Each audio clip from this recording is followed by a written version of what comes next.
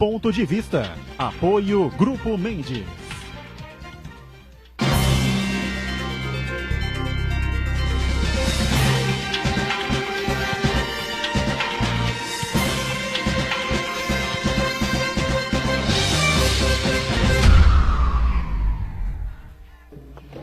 Olá, estamos abrindo aqui o nosso Ponto de Vista numa gélida tarde de terça-feira aqui na cidade, na região metropolitana, não é?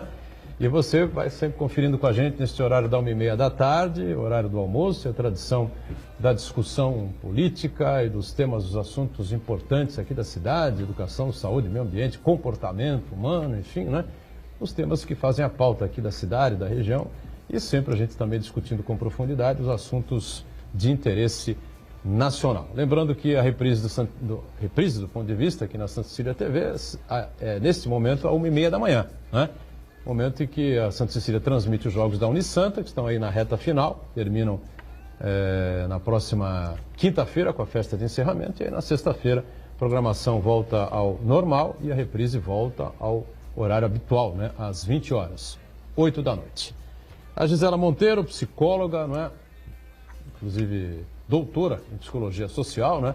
Participa mais uma vez, comparece aqui para colaborar com a gente nessa edição do Ponto de Vista. Tudo bem, Gisela? Prazer revê-la. Tudo bem, Edgar? Prazer foi meu. Agradeço o convite mais uma vez.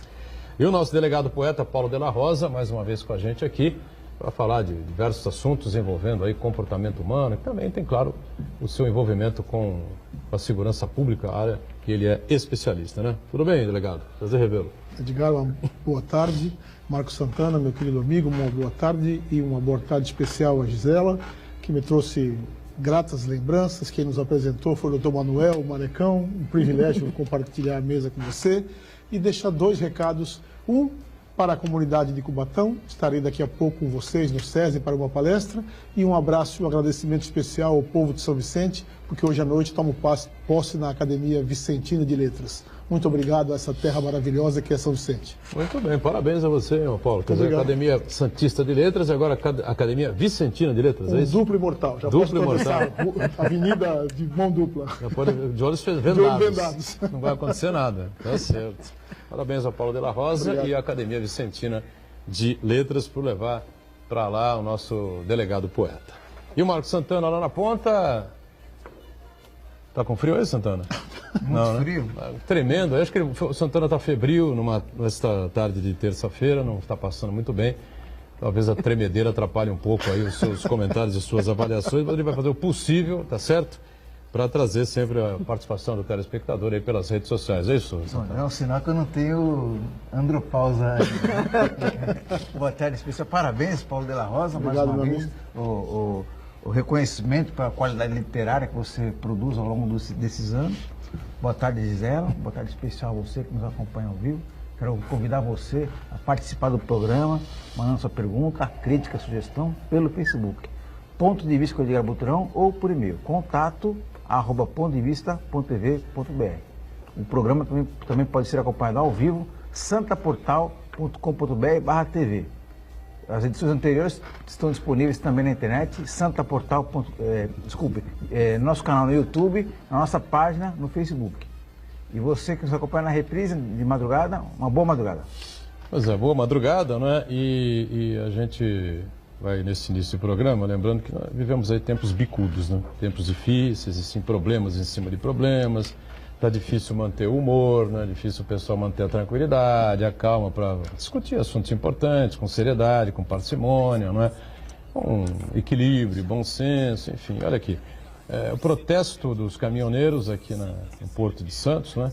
Piaçaguera especialmente, acaba interrompendo a coleta de lixo domiciliar. Né? Entrei em contato hoje com o pessoal da comunicação da Prefeitura e a administração emite essa nota aqui. A Prefeitura de Santos informa que a paralisação de caminhoneiros autônomos que bloquearam acesso à região da Alemoa vem afetando desde a noite de ontem, segunda-feira, a coleta de lixo domiciliar aqui no município. Os veículos da empresa Terracom, responsável por esse serviço, são impedidos de se deslocar naquela região aqui da Baixada. Com isso, deixaram de ser retirados das ruas. Isso foi emitido pela manhã, né? Agora, faltam 11 horas, 11h30 da manhã, essa nota. 450 toneladas de lixo domiciliar, talvez seja até mais nesse momento. e de circular 18 caminhões no período noturno e 15 na manhã desta terça-feira, dia 22. Também estão temporariamente interrompidos os serviços de tapa-buraco, coleta seletiva e cata-treco. A orientação da Prefeitura é de que a população evite, para que a população evite colocar lixo nas ruas enquanto a situação não for solucionada e os manifestantes liberem, então, o acesso a Alemor. É difícil, né, ter bom humor, né? É difícil. Ficar sossegado, alegre, enfim, você andando pela cidade, está cheio de lixo hoje. Quer dizer, dentre os problemas de todos os dias que a gente vem tendo, né, isso amanhece com uma encrenca dessa. Né? Vai dizer que os caminhoneiros estão errados? O diesel sobe toda semana. Os caras estão quebrando, fazem a paralisação. E aí a coleta de lixo na cidade não acontece. Bota o lixo, o pessoal bota o lixo na rua, enfim, a rua fica entupida de lixo. E aí? E aí os consultórios dos psicólogos estão cheios. Para você é uma felicidade, né? Desde que o pessoal também esteja abastado para poder pagar, né? Senão tá tem que difícil. fazer as benemerências, né? Difícil, né, Paulo? É muito difícil. Estamos carregando, né? Sim. A Terracom não tem culpa absolutamente nenhuma de nada. Os caminhões estavam prontos para fazer o serviço habitual. Não havia como sair, simplesmente, por causa da paradeira dos caminhoneiros fazendo a greve. A Prefeitura também não tem condição de fazer absolutamente nada numa situação dessa, né? E claro que se isso persistir, vai ter que ser tomada uma decisão aí, não sei o que vai poder ser realizado para que o lixo seja recolhido na cidade. Mas eu tenho a impressão que a coisa vai acabar se solucionando aí mais um dia, enfim, né? Sim, um dia muito difícil, que já começa com o falecimento de uma referência do jornalismo, Verdade, Alberto bem lembrado. Diniz. Eu até anotei aqui. Todos nós sofrendo, porque um baluarte dessa importante função que é de levar a informação, a da comunicação honesta, sincera, se foi. E, naturalmente, lembrando o nosso inesquecível amigo Uriel, é o momento de entendermos a importância do diálogo, não é? Essa questão dos caminhoneiros, do diesel, o Brasil precisa realmente diminuir o ódio e encontrar a palavra novamente, para que busquemos juntos soluções para os problemas que nos afligem de maneira contundente todos os dias. Quer dizer, por conta do aumento do diesel, não se recolhe o lixo, a cidade fica suja, mal frequentada, com isso a criminalidade aumenta, a sensação de tranquilidade se vai, o humor de todos nós arrefece. Quer dizer, precisamos definitivamente entender a grandiosidade do papel do cidadão. E vamos hoje aqui ouvir alguém que conhece da alma humana, que possa nos dar esse oxigênio para que busquemos o diálogo. Uma certeza eu tenho, Gisela, é que sem a palavra, sem o diálogo não há solução. Então nós precisamos avaliar a nossa importância nesse papel e a nossa importância frente ao desafio que é a vida em comunidade. E aí, só lembrando, o prefeito esteve ontem aqui, a gente fez aquela brincadeira de sempre, né? Estoura um cano em algum lugar, xinga o prefeito. A pavimentação não está boa, xinga o prefeito. Então, tem muita gente em Santos hoje xingando o prefeito, né, por causa dessa questão do lixo. Como em Guarujá também, como em Cubatão, porque a Terracom atua, sem dúvida, nesses 3 municípios. Não sei se em São Vicente, aí precisa consultar o prefeito, se Santana tem essa informação. Acho que não atua em São Vicente a Terracom, né? Em Praia Grande, acho que em parte do município atua também. Então também estão xingando lá o prefeito, tá certo? Em Santos, Cubatão, Praia Grande, Guarujá, enfim, né? E a gestão não tem culpa, a administração não tem culpa, os prefeitos não têm o que fazer nesse momento por conta dessa situação e dessa paralisação, só para fazer esse parênteses aí. Ô Buturão, agora com relação a esses sucessivos aumentos no preço do combustível, não foram só um, foram vários aumentos. Semanais, né? Esse mês parece que foram 7 aumentos, só apenas esse mês, né? O governo argumenta que a nova política de prática de preços, né, que acompanha o mercado internacional. Mas, na verdade, se você parar para pensar, essa política aí, ela oculta um aumento de carga tributária. Porque, por exemplo, o preço do óleo diesel é 2,37 atualmente. Se você contabilizar que metade disso daí é imposto, a partir do momento que você reajusta esse preço por litro, você vai arrecadar mais impostos também. Então, quer dizer, no governo da Dilma, a gente diz que o problema entre o remédio e o veneno é a dose. A Dilma errou na dose desses subsídios para manter o preço do combustível. Mas, na verdade, o que esse governo está fazendo, ele está praticando um aumento da carga tributária. Porque a partir do momento que você continua vendendo a mesma quantidade de combustível e um preço maior, a sua arrecadação aumenta. Então, quer dizer, o governo tem mecanismos para reduzir um pouquinho a alíquota e preservar o preço do Mas combustível. o preço do barril do petróleo aumentou.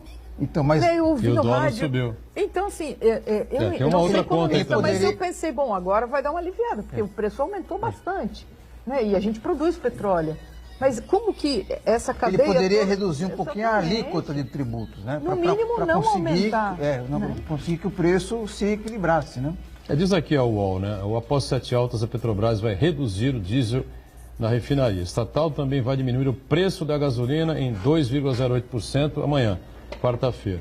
E aí vem aqui, greve de caminhoneiros segue, associação há risco de faltar carne, são temas correlatos, né? Aí vai, Petrobras nega mudar a política de preço. Ué, se a Petrobras nega mudar a política de preço, como é que vai reduzir alguma coisa nas refinarias? Uma notícia mata a outra, né? É que ano de eleição também todo mundo fica pisando em ovos pela repercussão de qualquer atitude de uma direção ou em outra. A grande questão aí é que tanto o governo federal quanto os estados, eles não querem abrir mão de arrecadação. Então eles não querem reduzir, o mínimo que seja, a alíquota. Porque, na verdade, não vai ser que eles vão ganhar. Toda vez que o combustível aumenta, eles aumentam a arrecadação. Né? Então é isso que os estados Mas e a União não querem abrir mão. prejudicam os postos de gasolina, prejudicam o frete, né? E fatalmente vai mercadorias, repassar para o arroz, preço enfim, né? dos produtos. Não, né? mas acaba passando, lógico. Nós recebemos aqui há um mês e pouco, precisa até retornar aqui até, né? O presidente do Rezan, né? E o Zé Camargo Hernandes. O Camargo Hernandes é um cara muito inteligente, Sim, se preparado. coloca muito bem, muito preparado, enfim. Eles claramente. O maior interesse dos proprietários de postos de combustíveis é que a gasolina abaixe, fique para R$1. 1 litro de gasolina fica R$1, 50 centavos, 10 centavos 1 litro de gasolina. Porque para eles não faz diferença alguma. O percentual que eles ganham ali Muito pequeno. é ínfimo, entendeu? O que interessa para o posto de gasolina é volume, né? É volume de movimentação, entendeu? E, na verdade, essa escravidão que temos das rodas, né? Um país como o nosso, plano, de dimensões continentais, engessamos Caminhão todo o pra todo transporte lado, nos né? caminhões, nos carros, e nenhuma política de expansão da rede ferroviária, da rede hidroviária, um país recortado por rios, quer dizer, nós estamos cada vez mais chafurdando nesse problema do petróleo, que não nos tem trazido grandes avanços, na verdade tem sido foco de corrupção, foco da malversação do dinheiro público, e ninguém ousa sequer apresentar projetos ou estabelecer políticas de governo buscando afastar um pouco o Brasil das rodas, levar o Brasil de volta aos trens, aos barcos, às balsas, quer dizer, nós estamos, como disse a Gisela com muita propriedade, surfando nesse período eleitoral, apareceu um javali na sala, ninguém sabe o que faz com ele agora, mas com certeza vamos ficar trocando informações conflitantes, como disse o Boturão, nada pragmático, nada efetivo na solução, e deixamos de avaliar as possíveis opções que teríamos num pensar de um Brasil maior, de um Brasil levado por estadistas e não por politiqueiros de última hora. Essa questão do petróleo só vai se agravar, Gisele. Nós vamos estar sempre à mercê disso, porque os interesses do petróleo, ainda que o Brasil cada vez mais se posicione na condição de produtor, estão fora do Brasil.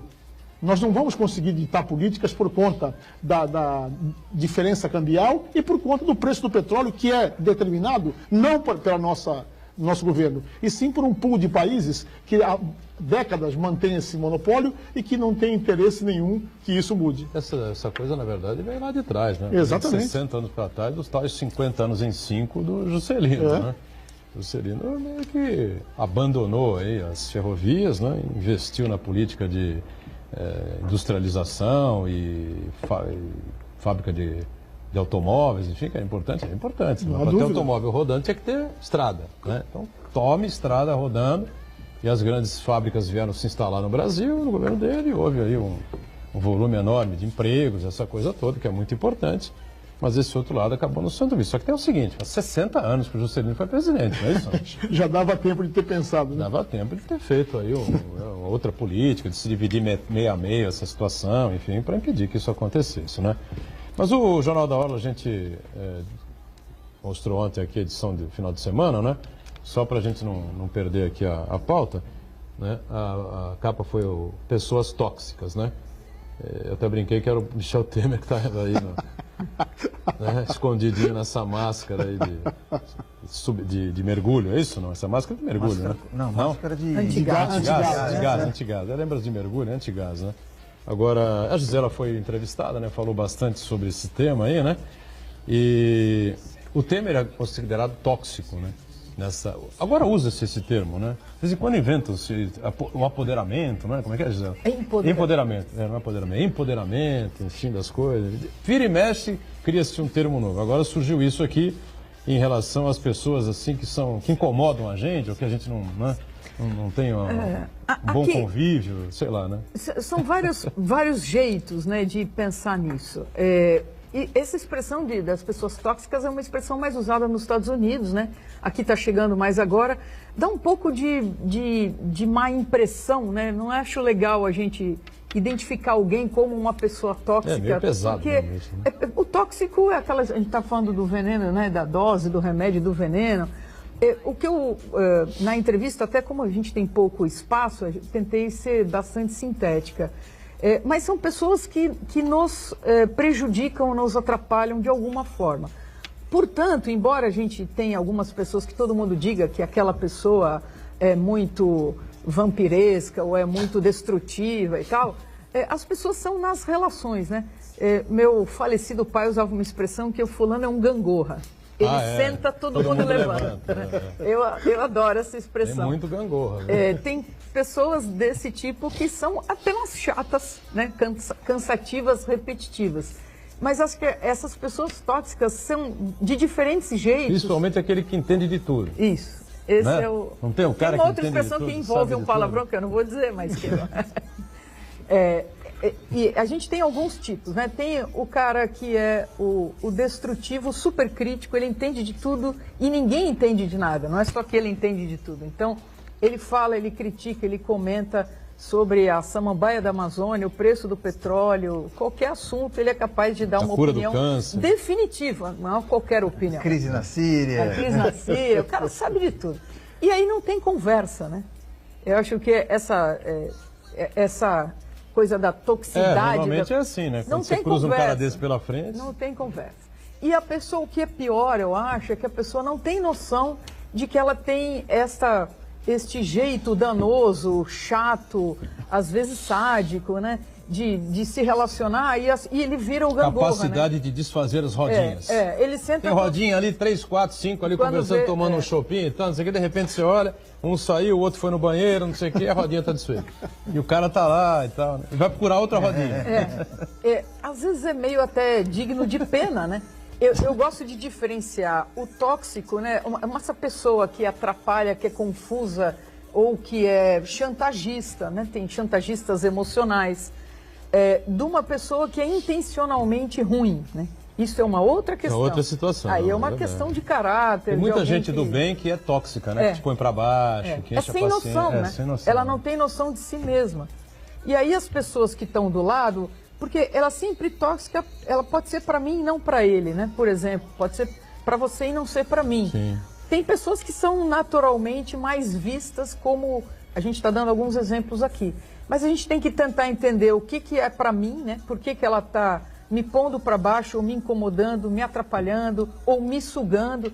Tem uma coisa que as pessoas falam, eu sou da psicologia, eu não sou dos esoterismos, né? Porque é a energia da pessoa.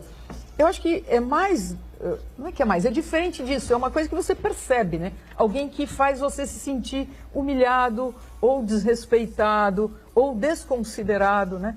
Esse cara que sabe de tudo, ele desconsidera os outros, ele desrespeita. Isso pode ser uma autodefesa ou não? Pode ser por insegurança mesmo. Segurança, entendeu? Pode. Deixa eu falar aqui um monte, entendeu? E vai falando, é algo quase automática, né? Que clica na cabeça do cara, Os motivos pelos quais alguém é assim, a gente tem vários motivos. A questão é que não nos cabe ser terapeuta do outro nessa situação, né? e tanto quanto possível a gente escapa, né? Gisela, então uma boa providência é evitar o contato o máximo possível com esse tipo de pessoa, né? Que Política faz de mal, redução de dano, né? Mas em alguns casos isso não é possível. Por exemplo, uma relação de trabalho, a pessoa trabalha com a pessoa o dia inteiro, muitas vezes tem relação de hierarquia, é o seu chefe, que ali é o sádico, né? O que você faz nunca está certo, né? Ou então um colega de classe, quer dizer, o convívio é inevitável. Como é que se administra essa relação, então? Outro dia eu ouvi um rapaz dando um exemplo que eu achei muito interessante, porque assim, ele trabalhava num lugar que ele gostava muito do trabalho, gostava da equipe com quem ele trabalhava, só que o chefe, um dos chefes, era extremamente grosseiro, mal educado, desrespeitoso e tal. E aí ele desenvolveu uma técnica que ele tinha lido em algum lugar, que era ouvir o cara falando, o chefe brigando, ofendendo, sendo duro com ele e tal, como sempre era, porque acho que ele tinha um certo prazer nisso. Bom, não importa. A questão é que o menino ficava olhando para a cara do chefe pensando em outra coisa. Ele desenvolveu e ele dizia que ele gostava de ser astronauta, ele quando era moleque queria ir para Júpiter, Saturno e tal. Então o chefe ficava falando, ele ficava só olhando e pensando que ele estava no espaço e tal. E aí o cara parava de falar e continuava trabalhando, porque ele gostava do trabalho. Porque se você compra esta bronca, né? Se você entra nessa relação, você fica muito bravo e como você é subalterno no caso, né? O cara é teu chefe, você engole em seco e fica irritado e fica louco da vida e quer devolver. E não era bom, quer dizer, já tinha tentado isso, sofrido com isso há muito tempo. E aí, como não pegava, né? O chefe falava no éter, porque o moleque só ficava assim e não comprava a briga, o cara ia diminuindo um tanto. Mas isso é muitas vezes motivo de demissão, né? As pessoas saem de trabalho. E tem o cara também que quer briga, né? Sim. Não há uma explicação muito clara para isso, muito lógica para isso, né? O assunto nem está muito ligado a ele e tal, mas o cara quer entrar, discutir, debater e brigar, né? Não precisa nem sair vencedor nem perdedor. O perfil do cara é esse. Promover discórdia. Né? Promover discórdia. Esse é o clima que a gente vive hoje, a sensação, não sei se vocês têm, que as pessoas saem na rua pra brigar, com o pé para trás para dar um bico em alguém, simbolicamente falando. Né? É uma sensação no trânsito que o cara veio para sua pista e não deu a seta, as pessoas abrem o vidro e falam em impropérios e ofensas, é desproporcional. Os policiais da velha guarda vão lembrar do que estou dizendo. A polícia já foi outra, um pouco mais autoritária, e a gente tinha um mito na polícia, mas muito real. Tem algumas pessoas que saem de casa para tomar uma bolacha de um policial, um pé de ouvido de um policial para voltar para casa feliz da vida. Ele sai para incomodar. Aí um desses toma uma bronca, um tapa na orelha e volta para casa. E, Gisele, você me permite uma pergunta?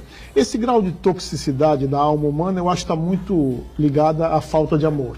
Mas com a sua experiência, esse cidadão ou essa cidadã que é tóxico mesmo, que incomoda, que você está ao lado dele, ele parece que o mundo gira mais devagar, ele, via de regra, pela sua experiência, ele assim se vê ou ele não se enxerga dessa forma de jeito nenhum? A gente vai fazer um intervalo, estouramos aqui o primeiro bloco, na volta a gente volta aqui com esse questionamento importante do Paulo de la Rosa a Gisela. Já, já. Não dá pra...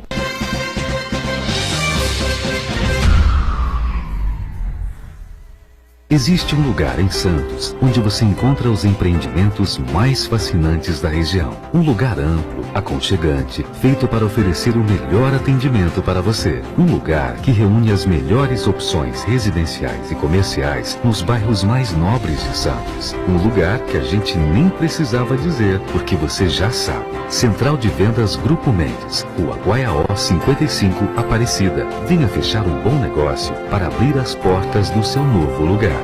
Santa Cecília TV no canal 52.1 HD. Se você ainda está com dificuldade de sintonizar a Santa Cecília TV em alta definição pelo sinal digital, você precisa escanear os canais da sua TV através da autoprogramação no seu controle remoto. É bem simples e você sintoniza os nossos programas com qualidade digital, de imagem e som, sem pagar nada por isso. Santa Cecília TV 52.1. Escaneie e sintonize a maior programação regional da sua TV em alta definição. Poliesportivo Unisanta, cuidando do seu corpo e da sua mente. Natação a partir de 2 anos e meio, capoeira a partir de 3 anos, voleibol, hidroginástica, musculação, basquete, futsal, karatê, judô, handebol e tênis de mesa. Equipamentos modernos, piscina olímpica aquecida e professores especializados. Mensalidades a partir de R$ 48,00. Poliesportivo Unisanta. Informações 3202-7126.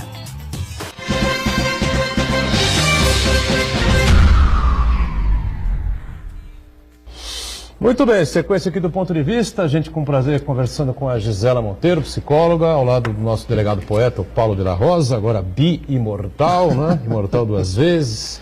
E o Marcos Santana sempre atento aí às redes sociais. O Paulo falava sobre a questão de falta de amor, enfim, e da noção que essas pessoas têm, né, de serem incômodas. Sempre foi minha dúvida, Gisela. Se essa pessoa que traz tanto dissabor só com a presença, tem consciência que é assim? Ou para ele não é capaz de... Não é essa sensação que ele emana? Então, é difícil a gente fazer uma grande generalização, mas a maioria não tem noção. Ela não sabe, não tem noção que é. Porque se eu tenho noção que eu sou assim, né, e reconheço isso é um certo golpe, né? Não é uma noção de si boa e agradável de se ter. E aí a gente imagina que essa pessoa então vai tentar cuidar disso e se tornar menos desagradável. Então, ou ela não ouve, ou ela não entende. Então, o complicado é que as pessoas ficam tentando dar toques e falar coisas para ver se ela compreende, para ficar menos difícil e tal. E a pessoa não entende, não fala, não quer. E como que você aborda alguém para falar isto, né? Então, você tem que ser muito próximo.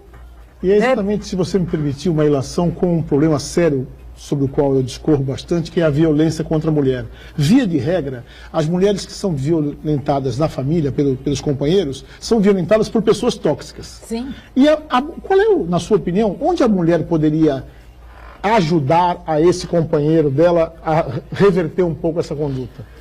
Porque eu sempre dou conselhos na área policial. Eu queria que esse socorro seu nessa área da psicologia, porque eu acho que tem muito mais importante que a atividade do Estado, é a atividade de cada um dos protagonistas. Queria ouvir você sobre isso.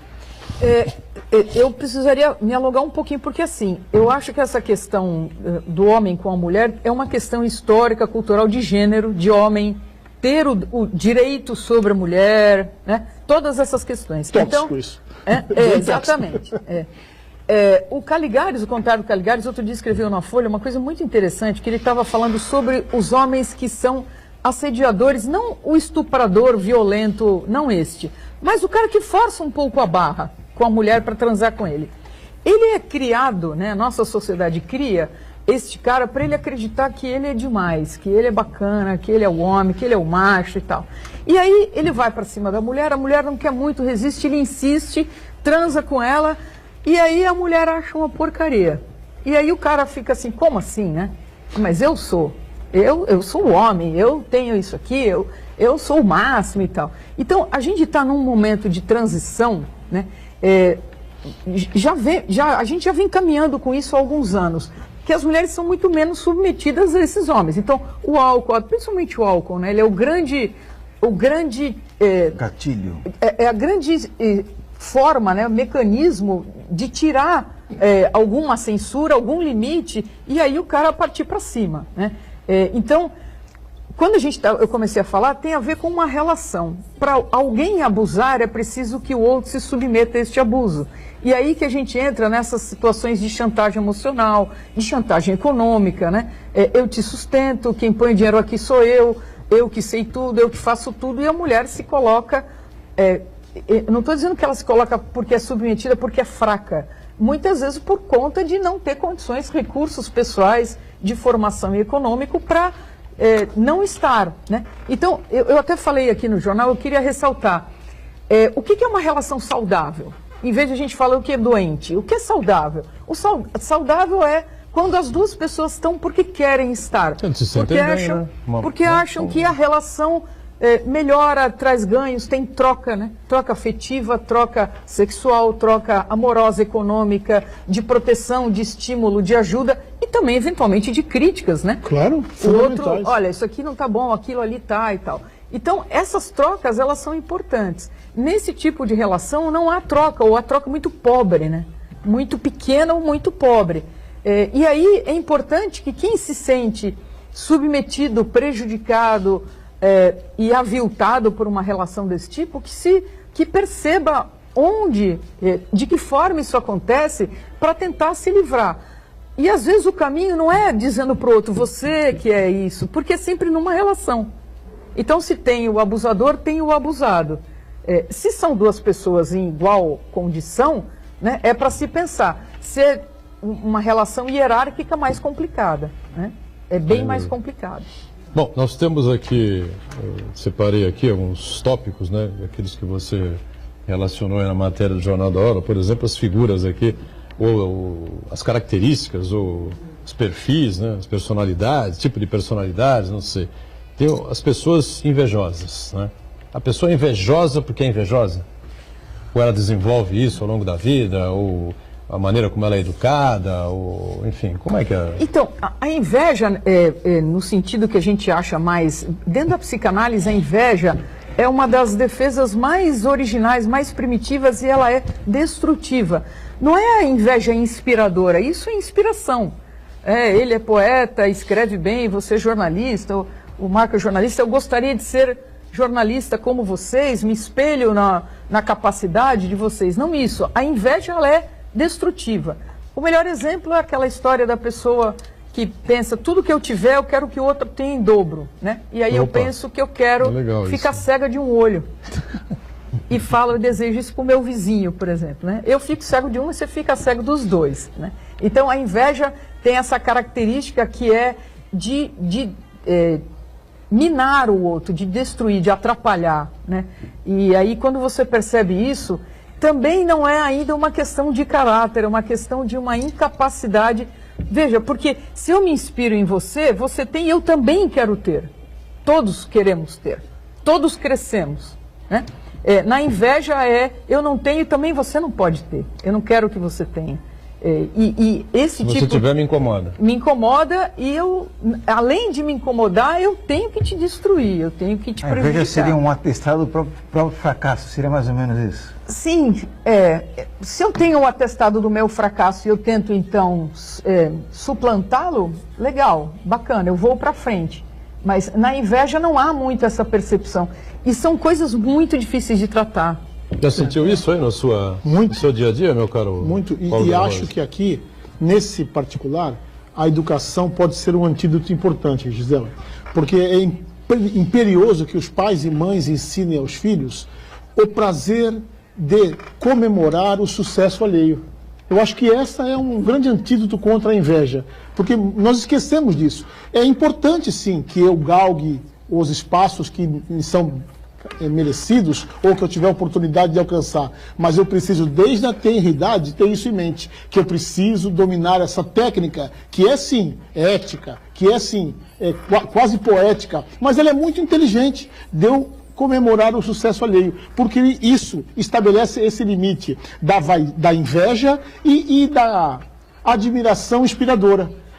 Agora, se a criança, que eu concordo com você, não nasce com esse dom de entender o sucesso alheio, passa por um processo familiar de explicarmos desde sempre a importância de valorizar o sucesso alheio. Nós latinos, exatamente, nós latinos acabamos, até nas nossas casas, um irmãozinho é melhor numa coisa, o outro é melhor na outra, a mãe acaba tentando diminuir a qualidade desse aqui para o outro não ficar chateado.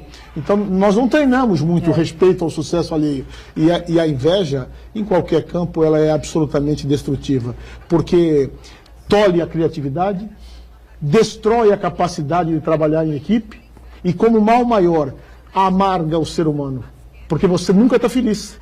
Você está sempre se torturando com qualquer sucesso que o outro tenha. E esquece de correr atrás do que interessa para você. A origem é muito por aí, mas a origem está no primeiro ano de vida. Porque os bebês, eles são amados incondicionalmente. É verdade. O bebê é carequinha, orelhudo, narigudo, nasce com a cabeça torta, é meio assim, não tem queixinho, não importa. Os bebês são, por definição, maravilhosos e amados. E aí, a partir desse início, né, e quando você fala, a gente tem que ensinar, mas quando você ensina verbalmente, ele já passou por essa etapa. Entende? Então, a origem disso, ela é muito primitiva, e é deste trabalho de que você tem que se sentir legal. Então, não me tira vocês terem, eu não me sinto menor, eu me sinto bem. Claro. E acho legal ser amiga de quem tem e conhecer e tal. Então, mas para eu me regozijar com isso, para eu me felicitar com isso, é preciso que eu seja capaz de sentir que eu também posso ter e que eu tenho as minhas. Eu posso não ser jornalista, mas eu posso ser psicóloga. Agora, a pessoa supera a inveja?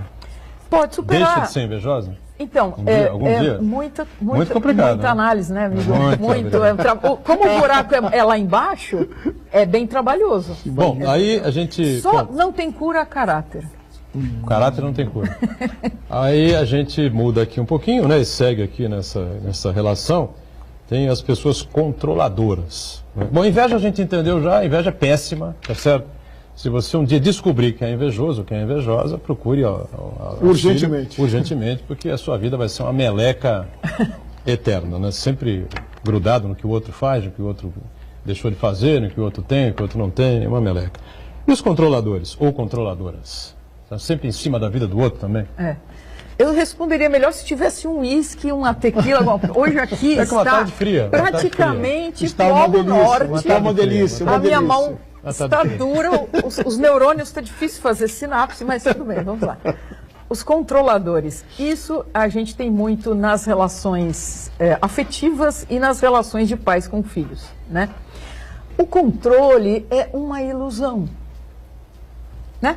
Você achar que você domina o outro, que controla tudo, que sabe tudo, é uma enorme ilusão. Então, a gente tem que construir relações saudáveis para que eu não preciso controlar o outro para estar comigo, saber, né? Então, essa história que a gente tem de pais tentando controlar adolescentes espelhando o iPhone, né? Tendo GPS, muitos filhos têm o iPhone espelhado e não sabem, ou sabem, fingem que não sabem, né?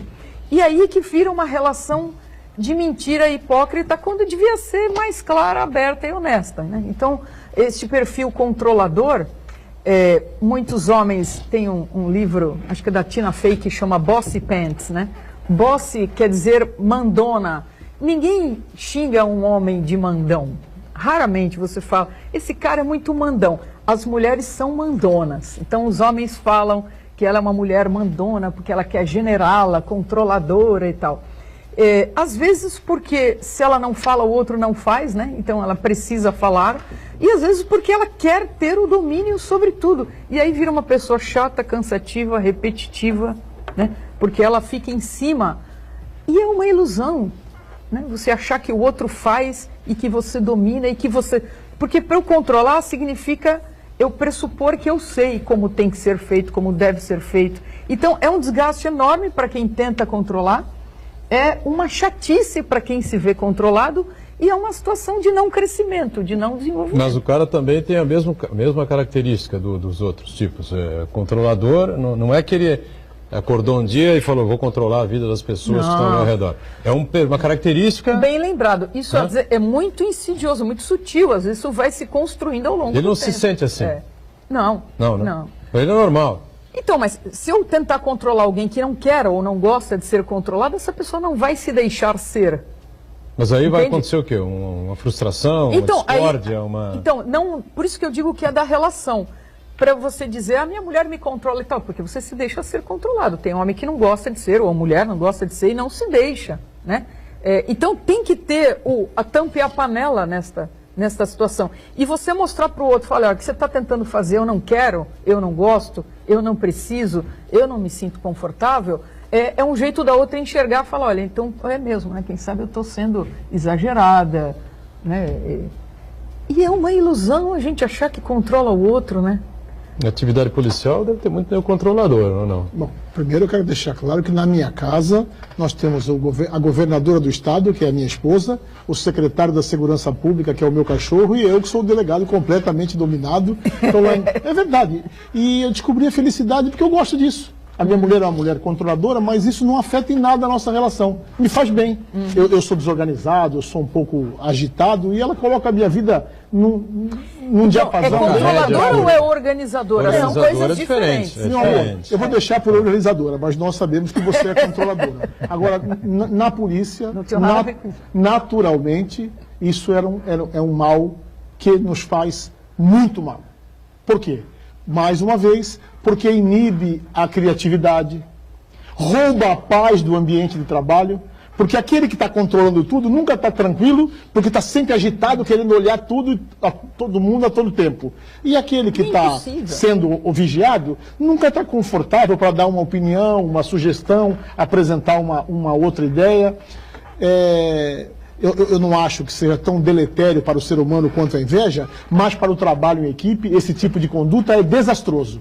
Porque aquele que é o controlado perde completamente o interesse de fazer. Não tem equipe. Exatamente. Já que ele sabe tudo, ele que faça tudo. E aquele está sempre descontente com quem está trabalhando com ele.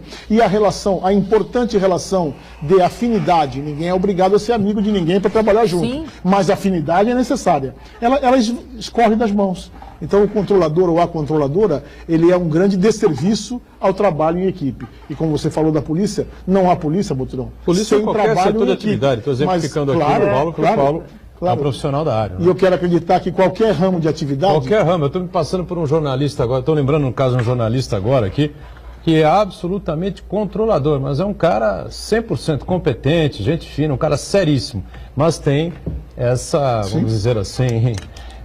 Característica. Essa faceta. Esse perfil aí, controlador por demais. Eu cheguei e falei uma vez, olha, esse excesso que você comete aí, você simplesmente, mais ou menos isso que você falou, você dá liberdade ao outro de cometer o erro que quiser, entendeu? Porque você vai lá e controla em cima o trabalho do cara. O trabalho do cara é o trabalho do cara. É para ser controlado quando estiver aqui, ó, edição na rua. Aí você vai falar pro cara, ó, né? Vamos pro intervalo e a gente volta na sequência com o ponto de vista. Já, já.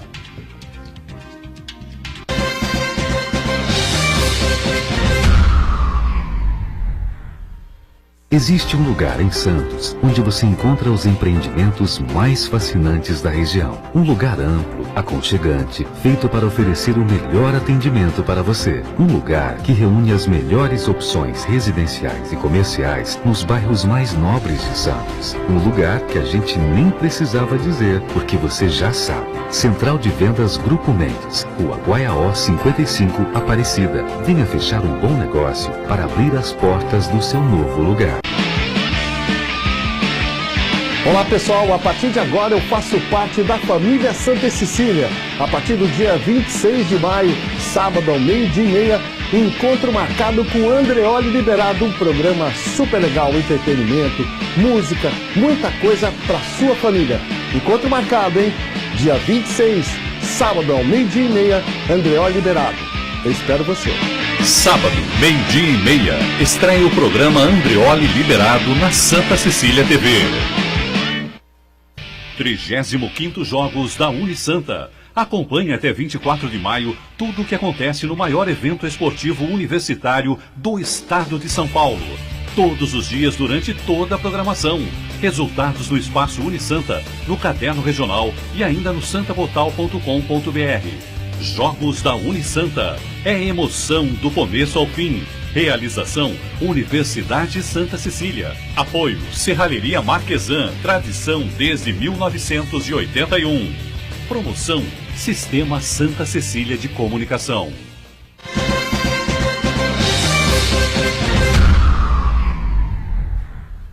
Tem participação.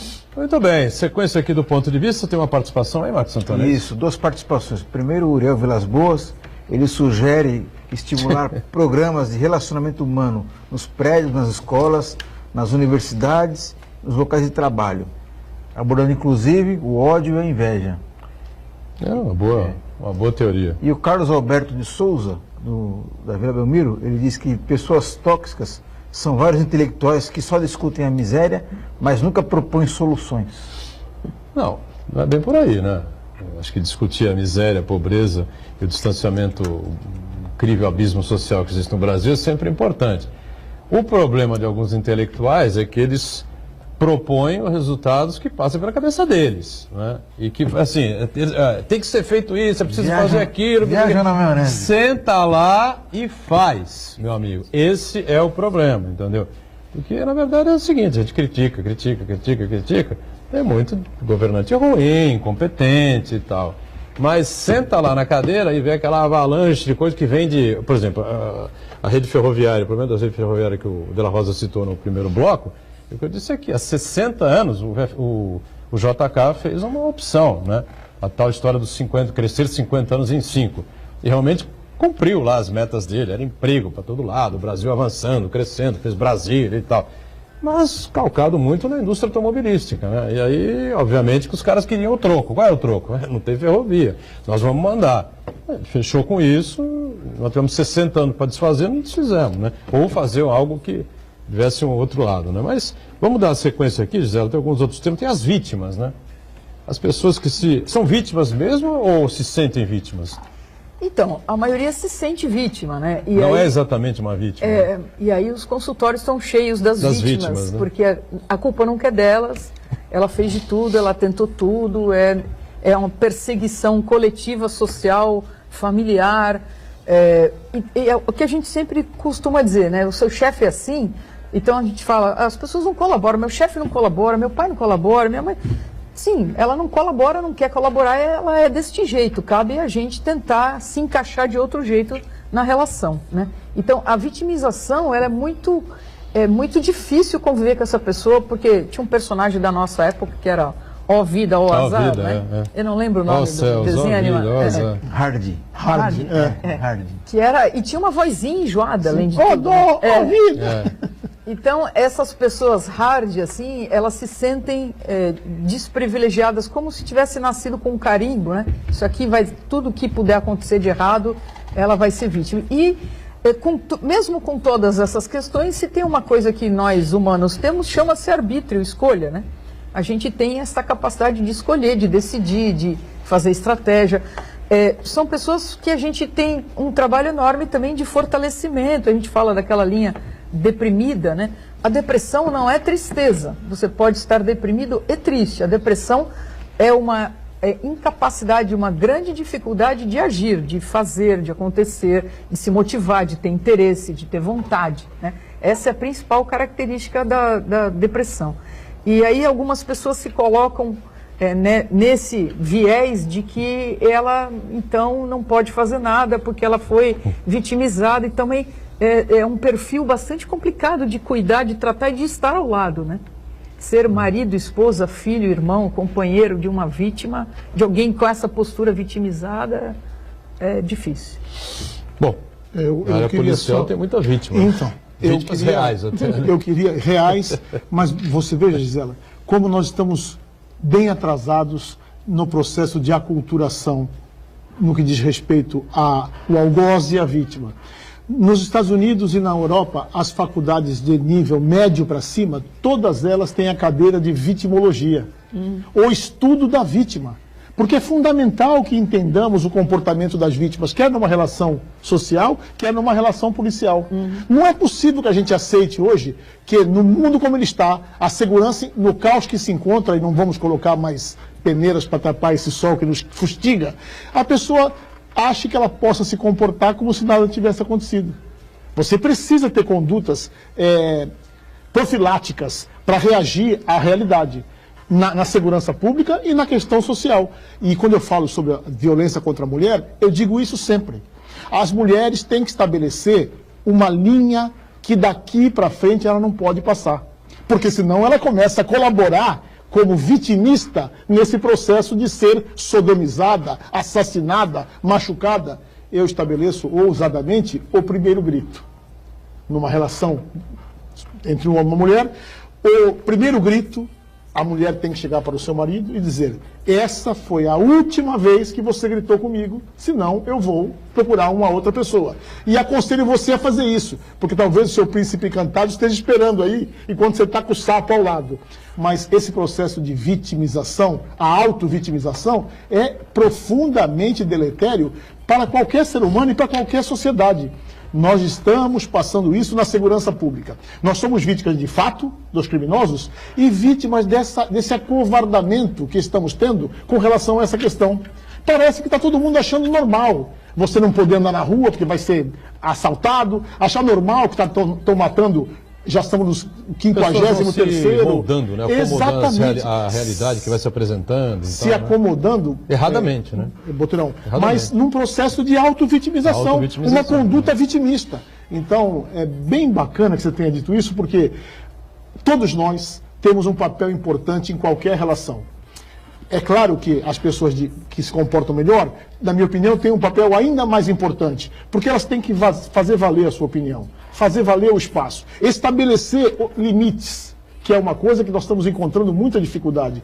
E eu falo muito das mulheres, porque, infelizmente, e você sabe bem disso, as mulheres ainda são muito vitimizadas nesse país, sob toda a ordem, desde salarialmente até fisicamente. Então, a mulher não pode aceitar esse papel da vítima, não por opção. Ela tem que fazer valer a vontade. E agora a parte boa, que eu sempre gosto de dar uma mensagem positiva. Cada vez mais pessoas de bem estão dispostas a ouvir e colaborar nesse processo. Então, muito bem lembrado, porque, como o Boturão falou, não é um homem de um dia para o outro, de um homem compreensivo, de uma relação bacana, que ele vai virar e dar um tapa ou ofender. Isto vem aos poucos. Então, eu sempre pergunto e converso no consultório, nas aulas, nas situações que eu posso falar sobre isso. Qual é o seu limite? E eu acho que há dois, claramente, que tem que ser colocados. Um é da ofensa, né? Então, humilhar, ofender, xingar, não pode. Exatamente. Não pode. Você pode discordar frontalmente de qualquer posição, isso em qualquer campo. Humilhar, ofender e xingar não pode. E bater muito menos, agressão física muito menos. Então, um dia chamou de boba, outro dia de burra, outro dia você é uma idiota, outro dia... Então, a mulher tem... E o que, se você não se sente... discussão, às vezes, mais acalorada, às vezes escapa, né? Uma coisa ou outra, assim, pode acontecer. Mas uma coisa assim... Sim, mas eventual. Mas isso vai aumentando de intensidade e de frequência. Não pode virar frequência. Né? Procure ajuda. Temos Delegacia da Mulher, tem Lei Maria da Penha, tem as universidades que atendem, tem os postos de saúde da prefeitura, temos... Procure ajuda se você acha que não consegue colocar um basta ou estabelecer esse limite. Mas você tem que pensar qual é ele. Eu acho que é na ofensa, que a gente está falando das relações sociais. Não cabe a gente discutir com alguém que é a favor do armamento, por exemplo, e eu xingar a pessoa. Eu vou discutir por que eu discordo disso. Mas eu xingá-lo impede a conversa, né? E aí... Tem vários itens aqui, não sei se a gente vai conseguir abordar todos, mas eu acho que no momento que a gente vive no país, seria importante falar um pouquinho dos preconceituosos, viu? Aqueles caras que, por exemplo, o ex-presidente Lula está preso, né? As redes sociais, assim, uma grande parte das redes sociais calaram-se. Pronto, acabou, né? O sapo barbudo foi preso, o pobretão lá que veio lá do meio do nada, lá do Garanhuns, né? E que virou torneiro mecânico, depois líder sindical, presidente do sindicato e tal, fundou o PT, aquela coisa toda, teve uma ascensão fantástica, chegou a presidente da República, Obama bateu no ombro dele e disse, esse é o cara, e aí para mim foi uma grande tragédia, porque ele desconfiava que era uma divindade. Quando Obama disse, esse é o cara, ele teve certeza absoluta que ele era Deus. Então o Lula errou, na minha opinião, profundamente. Agora, tem os preconceituosos, né? Os caras que falam, como é que pode esse retirante, esse ignorante e tal, né? Pô, eu tenho curso, sou isso, sou aquilo, fiz isso, fiz aquilo, estou aqui no duro, no dia a dia e tal, não sei o quê. Então, em todos os setores de atividade, estou dando um exemplo que é uma coisa assim, né? Para quem tem um pouco de bom senso, para quem é observador, procura ser um observador da vida das pessoas, né? Você acaba concluindo isso. Muita gente se pegou, né, no fiapo, né, da roubalheira do PT e dos partidos aliados para crucificar o Lula por puro preconceito, né? Porque já tivemos ladrões, meu Deus do céu, Maluf, Quércia, Sarney, e, olha, por aí vai, entendeu? Isso aí, Gisela. Então, eu acho preconceito é uma coisa muito grave, né? É muito grave, é muito arraigada. Se você tem noção que tente fazer o controle disso, porque o que a gente vê na discussão são pessoas dos dois extremos chamando o outro extremo de idiota. E aí não tem conversa, né? Então, Quem acha que o Lula é idiota, o Bolsonaro é idiota, não sei quem é idiota. Então não tem conversa, a gente tem que argumentar e tentar entender o que levou o Lula a ser preso, né? Toda a biografia dele, toda a história dele, e concordar ou não, e ele teve enormes méritos, como teve enormes burradas, né? E falhas, como todos os humanos têm, né? Então, quando alguém se arvora a ser o perfeito, o certinho, o maravilhoso, e quando entra num ataque, porque o preconceito ele é meio, ele é, como que a gente pode dizer assim, figadal. Mais da alma, né, figadal, e aí a pessoa fala, às vezes perde o controle do que fala. E o que a gente está falando, se um casal começa a se xingar, acabou, né? Como eu digo com criança também, você tem que exercer autoridade pela autoridade, você pode falar com a sua voz. Ninguém tem autoridade sobre aluno, sobre filho no berro. Não é o berro que vai te dar essa autoridade. Você vai desenvolver o medo, não o respeito ao que você sabe ou ao que você quer colocar, né? Então, o preconceito, ele existe, ainda existe, é óbvio que existe. Eu tenho os meus, né? Eu tenho algumas questões que eu sei que são preconceituosas minhas, estou tentando trabalhar com elas. E, portanto, quando essas coisas chegam, eu ponho o meu pé para trás para eu não me pronunciar, porque é complicado. Eu acho que a gente tem que ter essa visão que o Paulo estava falando de conversar. A gente só vai se entender se a gente puder conversar. A gente vai em Marte, coloca uma sonda no espaço, faz coisas inacreditáveis em termos de tecnologia, e um corintiano e um palmeirense não conseguem se olhar. É inacreditável isso. A gente não pode intolerância completa. Pode sair na rua querendo arrumar o exemplo que ele deu. O cara, ele quer tomar uma... Por curiosidade, tem um corintiano atrás de uma câmera e tem um palmeirense atrás de outra. Aqui o ambiente, claro, democrático. O ambiente é controlado por um santista, então evidentemente que o bom senso há de prevalecer sempre. O bom humor, né? O bom senso, acho que o bom humor é o jeito legal da gente lidar com as diferenças, é brincar com direita, com esquerda, com palmeirenses e corintianos e santistas. A gente sabe que o Santos é o melhor, mas claro. Acontece em momentos, né? Democraticamente, meus filhos podiam ter a liberdade de torcer para qualquer clube. Desde que fosse o Santos, claro. Eu uma vez estava dando aula e aí o Santos foi, acho que campeão paulista, não sei. Aí eu brincava muito com isso na aula.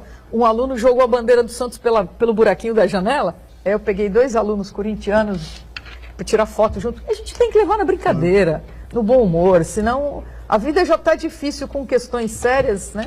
E tem outro tema também que é dos pessimistas, né? Eu não sei, às vezes o cara é pessimista ou ele é realista com relação a determinadas coisas. Nós temos, por exemplo, o Fernando Chagas, quando participa aqui do programa, né?